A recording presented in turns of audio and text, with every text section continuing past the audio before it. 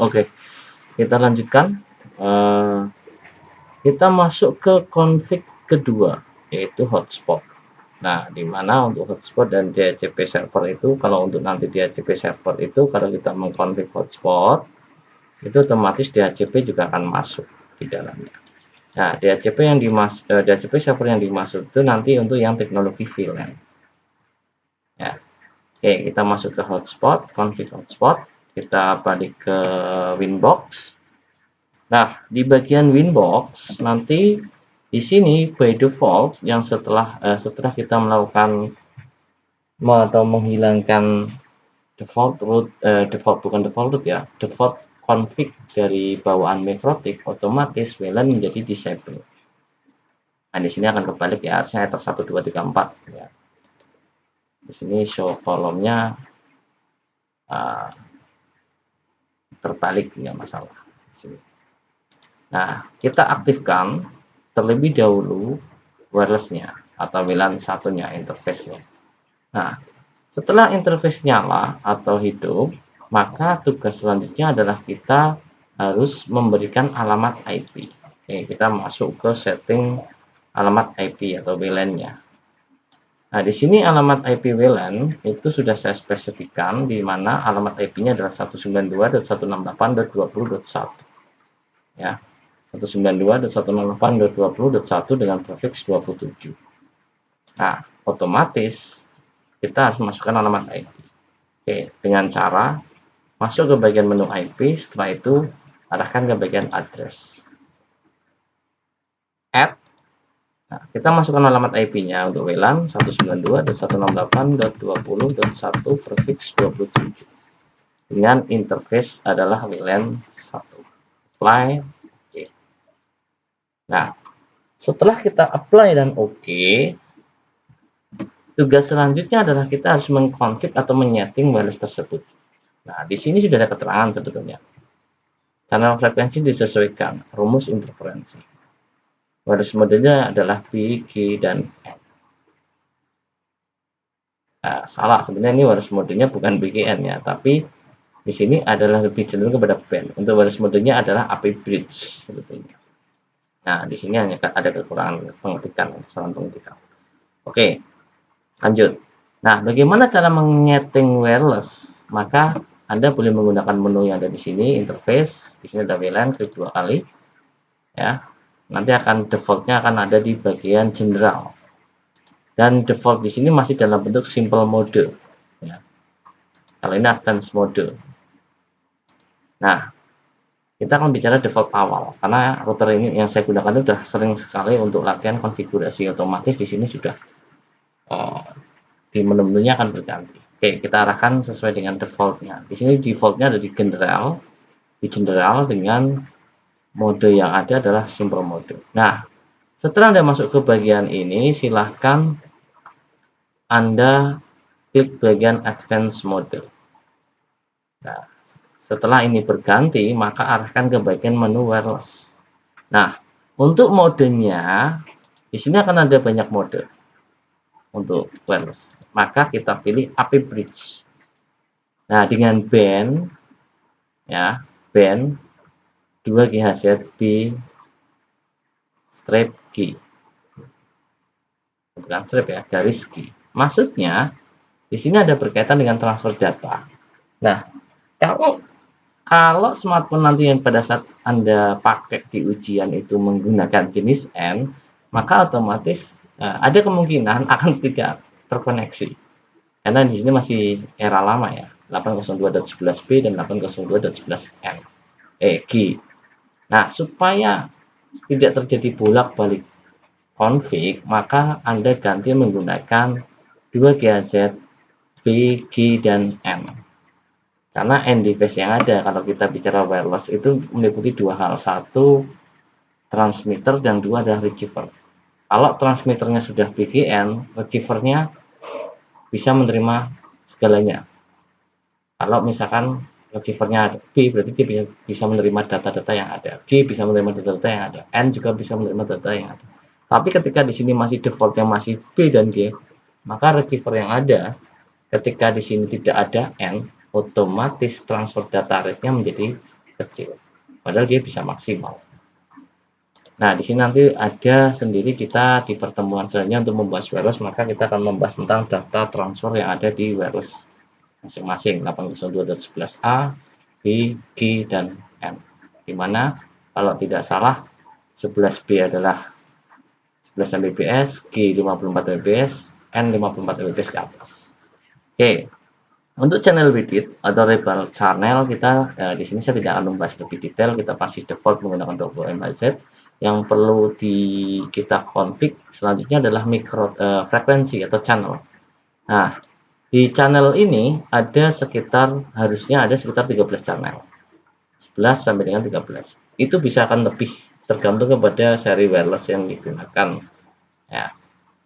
Ini adalah channel 1, 2, 3, 4, 5, 6, 7, 8, 9, 10, 11. Nah, di sini ada 11 channel. Nah, supaya tidak saling berebut channel, ya, harusnya kita melakukan scanning terlebih dahulu. Karena di sini gambar topologi ada rumus yang harus kita gunakan ketika kita mengkonfig yang namanya wireless, yaitu untuk menghindari yang namanya interferensi. Karena kita sifatnya belajar frekuensi gelombang, otomatis ketika gelombang itu berdekatan akan menimbulkan interferensi. Nah, rumusnya biasanya di lapangan adalah menggunakan rumus kelipatan 6. Jadi kalau misalkan di sini Anda menggunakan channel 1, maka teman Anda harusnya menggunakan channel 2, 3, 4, 5, 6. Jadi teman yang kedua harus menggunakan channel 6. Tapi di lapangan ketika saya lihat itu rebutan. Otomatis kebijakannya adalah yang paling tepat adalah silakan gunakan channel auto atau frekuensi auto. Nah, kenapa harus auto? Nanti secara otomatis dia akan mencari di mana frekuensi yang tidak terlalu besar interferensinya. Oke, kita lanjutkan. Nah, untuk SSID atau Set System Identifier, di sini by defaultnya masih mikrotik. Maka untuk SSID atau nama jaringan, kita lihat soal di sini adalah UKK namamu. Berarti di sini nanti Anda harus mengganti dengan nama UKK underscore nama Anda masing-masing. Oke, kita ganti UKK underscore namamu.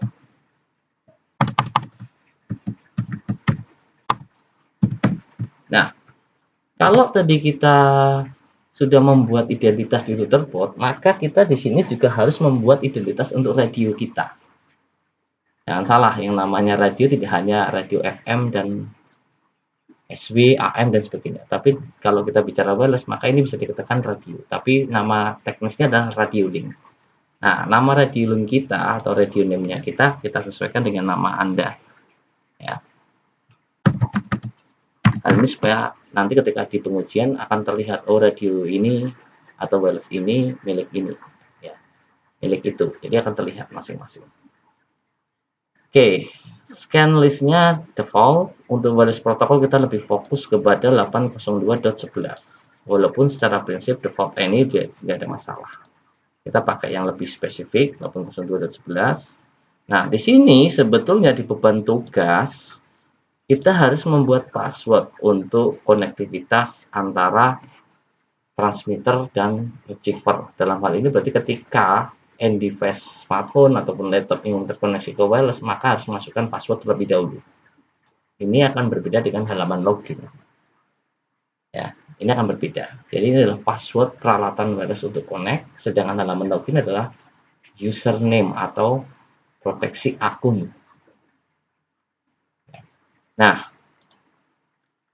di sini nanti akan saya lewati dulu. Nanti kita akan kembali lagi ke sini. Oke. Nah, di frekuensi mode di sini ada nanti defaultnya ada di regulatory domain ataupun manual TX power. Nah, di sini saya pakai regulator. Kenapa saya pakai regulatory domain? Karena nanti saya harus mengaktifkan country-nya. Nah, country karena kita orang Indonesia berarti kita pakai frekuensi yang ada di Indonesia. Nah, masalah yang lain-lain itu nanti kaitannya dengan Kominfo ya. Ada kebijakan komunikasi dan informasi. Nah, default antena gain adalah 0. Tapi ada beberapa wireless yang defaultnya di angka 2 dpi. Ini hanya sebaran antenanya saja. Nah, saya sarankan karena Anda berlatihnya di indoor, maka gunakan yang terkecil. Jangan melebihi dari 2. 0 boleh, 1 boleh, 2 maksimal. Oke. Di sini saya tidak merubah, saya pakai 2. Nah, kalau ini sudah selesai dengan konflik seperti ini, maka silahkan tombol apply, ditekan, dan oke. Oke, kita baru nyeting wireless. Nah, yang belum kita setting adalah password. Nah, bagaimana cara menyeting password untuk wireless? Maka kita arahkan ke bagian menu wireless, bukan wireless LAN yang ini ya. Nah, walaupun mungkin hampir sama ya, hampir sama. Tapi yang Anda arahkan di sini sebetulnya, bisa klik lagi coba di bagian 3 titik. Nah, ini kan tidak ada. Untuk security, konfliknya ada di sini, wireless.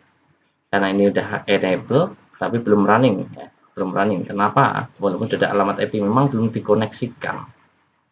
Kita belum mengoneksikan. Nah, di sini ada security profile. Kita klik bagian security profile, kita add atau buat baru lagi. Di sini profil 1 saya tidak merubah dengan mode dynamic key. Nah, untuk authentication type-nya kita ada 2 ciri di sini sebetulnya terchecklist. Tapi kita aktifkan hanya WPA to PSK. Yang WPA PSK kita buang. Nah, di sini akan menjadi 1 protect saja. Nah, isikan sesuai dengan soal. 1, 2, 3, 4, 5, 6, 7, 8. Setelah itu Anda apply, Anda OK. Anda boleh balik lagi ke setting WLAN interface, klik 2 kali, dan aktifkan security profile dari default menjadi profil 1. Otomatis, setelah itu Anda apply dan OK. Otomatis ini sudah beban tugas untuk WLAN sudah selesai untuk settingnya. Ya.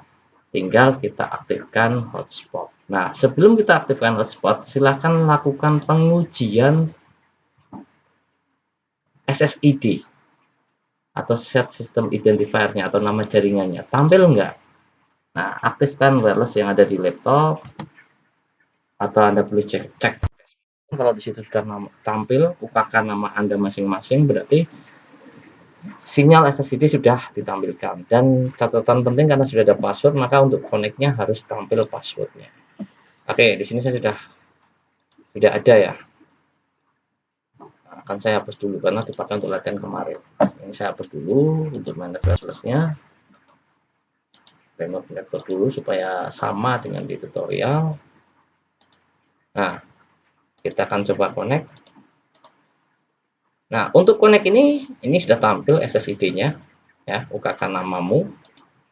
Kalau kita klik di sini ya, saya tidak mengkoneksikan secara automatically, saya hanya pakai connect saja, maka akan tampil password untuk bisa connect ke peralatan. Di sini kita belum ada halaman login karena kita belum nyeting halaman login atau belum nyeting hotspot. Kita baru menyeting WLAN infrastrukturnya atau interface wireless lokal areanya. Oke.